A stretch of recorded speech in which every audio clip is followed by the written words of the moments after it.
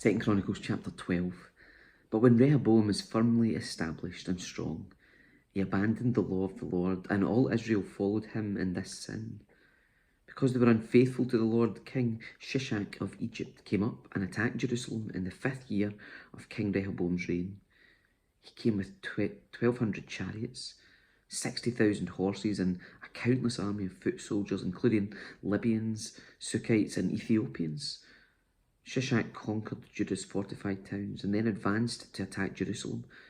The prophet Shemaiah then met with Rehoboam and Judah's leaders, who had all fled to Jerusalem because of Shishak.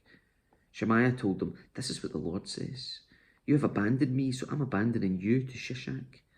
Then the leaders of Israel and the king humbled themselves and said, "The Lord is right in doing this to us." When the Lord saw their change of heart, he gave this message to Shemaiah: "Since the people have humbled themselves, I will not completely destroy them and will soon give them some relief. I will not use Shishak to pour out my anger in Jerusalem, but they will become his subjects. So they will know the difference between serving me and serving earthly rulers." So King Shishak of Egypt came up and attacked Jerusalem.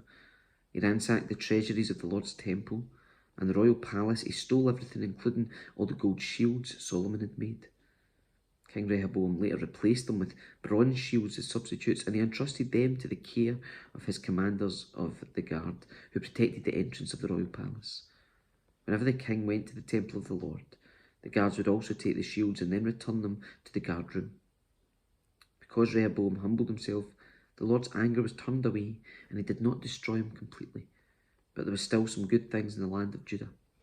King Rehoboam firmly established himself in Jerusalem and continued to rule. He was 41 years old when he became king, and he reigned 17 years in Jerusalem, the city of the Lord had chosen from among all the tribes of Israel as the place to honour his name. Rehoboam's mother was Naamah, a woman from Ammon, but he was an evil king, for he did not seek the Lord with all his heart.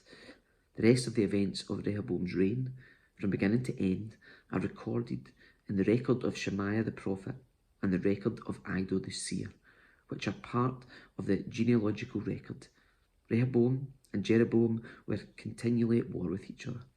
When Rehoboam died, he was buried in the city of David. Then his son Abijah became the next king.